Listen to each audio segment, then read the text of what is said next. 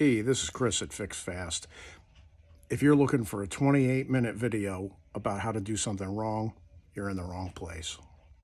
So I'm rebuilding a fuel pump for this old TroyBilt chipper shredder vacuum, and it's an interesting fuel pump. It uses vacuum pressure from inside the crankcase of the engine, and drive a diaphragm and with a couple of springs behind it. And that, I was struggling because I couldn't get fuel to my carburetor. So I think I got the answer. Let's go find out. So here's the fuel pump disassembled. I washed it under hot water with a nylon scrub brush, all nice and clean. Here's my cover.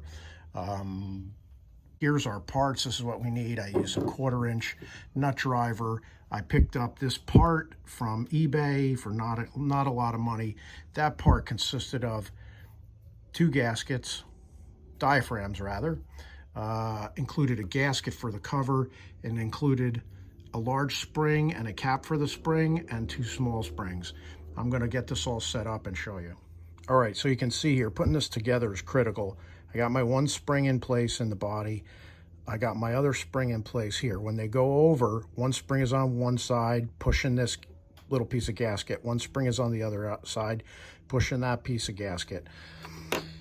It's critical that you get this right. You can see that, you can see that these two are at a slight angle.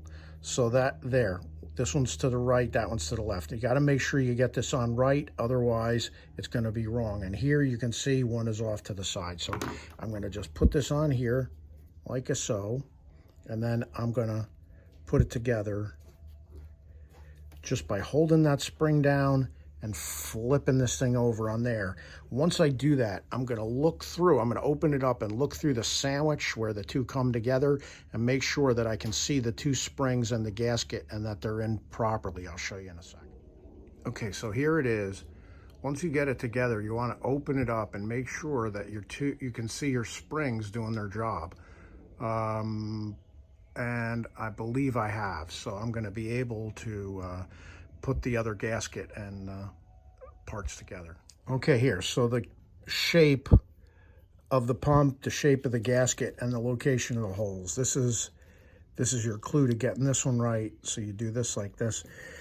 This is important, and you have to make sure that the gasket goes on the outside, because if you think about it, I keep calling it a gasket. It's a diaphragm. This diaphragm is going to seal against the body.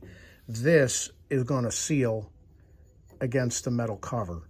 So this is going to flip right over on that. And if you just look under here again, then it ends up going the right way. There's another video out there that shows you how to put it together wrong. This is not it. All right, once you get to that point where you got this flipped over and down, the whole thing is like ready to go. You got your springs in the bottom section. You got your diaphragm and your gasket on the top. You got your 3 screws. Hit it with the 1/4-inch nut driver, and you're good to go. All done. Those are the parts you need. That's the tool you need. The reason this thing went bad is because the springs were either improperly installed or just corroded away from some bad gas over time. Let's see if this works. All right, here we go. Chris at Fix Fast. Like and subscribe.